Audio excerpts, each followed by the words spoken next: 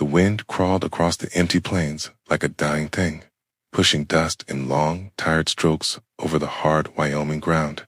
Luke Harwood rode slow, his horse dragging its hooves as if it shared his exhaustion, and the horizon looked like a place that had forgotten color, hope, and every good memory a man was meant to carry. Luke didn't blame it. He felt the same, hollowed out, scraped clean, and left to dry under a sky that never rained when you needed it. He tugged his coat tighter, though the cold wasn't outside. It was inside him, a deep, unmoving ache that sometimes felt like another person sitting behind his ribs. Folks used to say he had eyes like warm earth, the kind that made people trust him, but now they only saw emptiness. Like he was staring at things far behind them instead of at the world. That was because he was. His mind had never left that night. A year ago felt like yesterday, and yesterday felt like a wound that refused to close. He'd replayed it too many times, the fire in the barn, the helpless shouting, the way the roof collapsed before he could reach Sarah and their unborn child. The sheriff told him it wasn't his fault. The doctor said he shouldn't blame himself.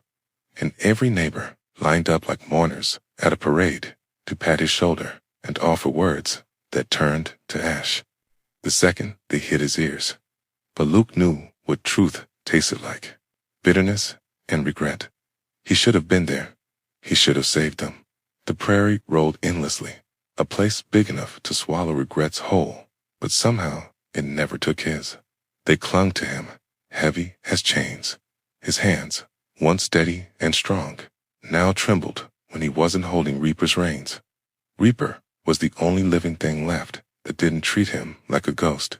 The horse snorted softly as they neared the old Dry Creek Ranch.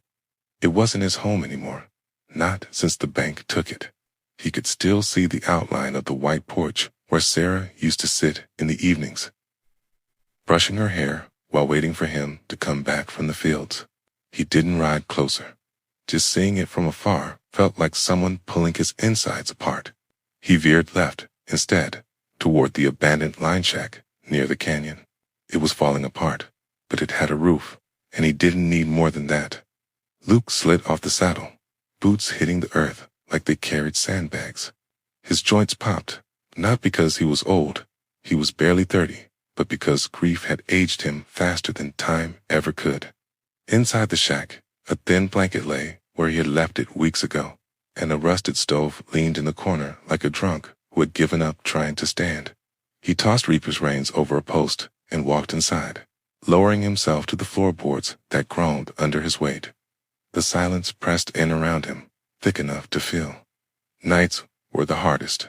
He would lie awake, staring at the roof beams, tracing every memory he had ever loved until it hurt too much to breathe. Sometimes he spoke to Sarah like she was beside him. Sometimes he begged the dark to give him a reason to get up in the morning. Most times, it didn't. Tonight felt heavier than most. He reached into his coat pocket for the little tin box he always carried. Inside was Sarah's wedding ring. He kept his own tied around his neck, but hers he could only touch when the loneliness grew too sharp. His fingers trembled as he turned the ring over. "I'm sorry," he whispered, his voice cracking like thin ice. "I keep trying, darling. I know you wanted me to keep living, but I don't know how no more, okay?" His words fell to the floor, lifeless. Outside, the wind howled, making the shack shiver.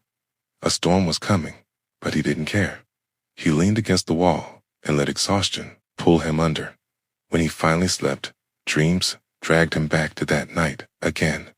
A scream, smoke, the world turning red, his own voice breaking as beams fell. Sarah reaching for him through the flames. He jerked awake with a choked gasp, covered in cold sweat, heart slamming like a hammer inside his chest. Reaper neighed anxiously outside, pacing. Luke wiped his face with his sleeve and forced himself to breathe. The storm had already hit.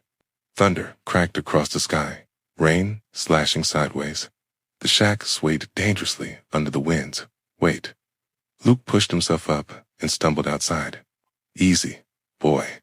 he said to Reaper, though his voice shook. Lightning split the sky, illuminating the canyon walls in jagged flashes. He tightened the horse's reins to a sturdier post. The rain drenched him instantly, but he barely felt it. He looked up, blinking through the downpour, and realized something strange. Dry Creek Ranch had a lantern lit on the porch. He stiffened. No one lived there now, not for months. The place had been sold, but the buyers never moved in. The ranch should have been dark, empty, dead like everything else in his life. For a long moment, he couldn't move. Then something in his chest, some small scrap of instinct, hope, or maybe just desperation, made his legs carry him toward the ranch. Mud pooled at his boots, rain slashed his face, and the wind shoved him sideways, but he kept walking. When he reached the fence, he hesitated. The lantern flickered in the window. A shadow moved inside. Luke's pulse kicked up like a spooked horse. He pushed open the gate, each step feeling like a trespass on the past. As he neared the porch, a voice drifted out, faint but real. If anyone's out there, I ain't armed. Just trying to get warm. A woman's voice. Luke froze. It felt wrong, someone breathing warmth into a place filled with ghosts. He stepped onto the porch, the boards creaking under him. Rain soaked his hat and dripped from his coat in steady lines. The door was cracked open. He pushed it wider, the hinges whining. A young woman sat near the cold fireplace, trying to light a bundle of twigs. She looked up sharply, eyes wide, ready to run, but when she saw Luke's soaked state and hollow expression, she paused. I'm sorry, she stammered. I didn't know anyone still lived here. I just needed shelter from the storm. Luke swallowed, his throat tight. No one lives here, he said quietly. Not anymore. Something in his voice made her expression soften. She hesitated before asking, Was this your place? He nodded once. The woman exhaled slowly. Then, I'm real sorry. I'll leave. Soon as the rain lets up, Luke shook his head. Storm lasts a while. You can stay. She looked surprised, then grateful. He helped her get the fire started, their hands clumsy and cold. Warm lights filled the room, casting shadows on the walls where memories still lived. Her name was Mara. She was running from something to something she didn't name, and he didn't ask about. Her clothes were worn, her face tired, but her eyes held a kind of fragile hope Luke hadn't seen in a long time. They sat in silence for a while, listening to the rain hammer the roof. Finally, she spoke. You look like someone who lost everything, she said gently. He didn't flinch.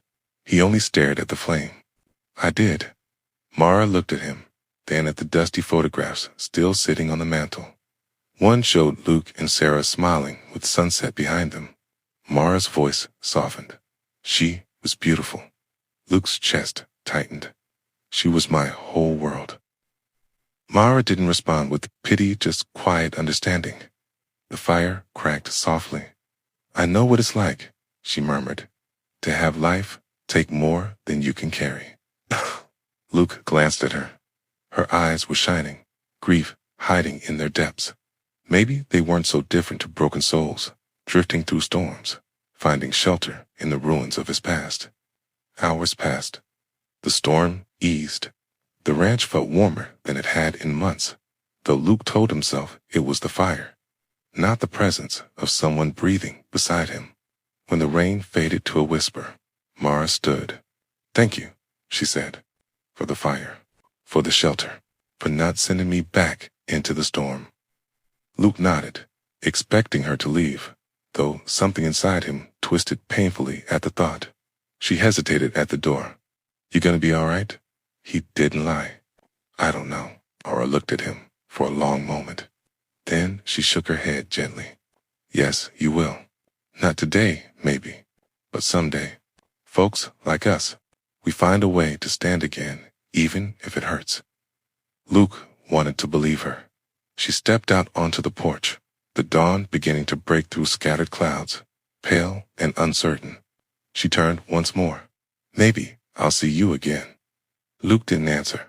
But something inside his shattered chest flickered like the smallest ember, choosing not to die.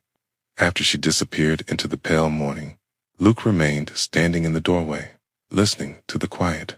The ranch still hurt to look at. The memories still clawed at him. The grief was still heavy. But for the first time in a long while, it didn't crush him completely. Maybe the world hadn't ended. Maybe he wasn't meant to stay buried forever.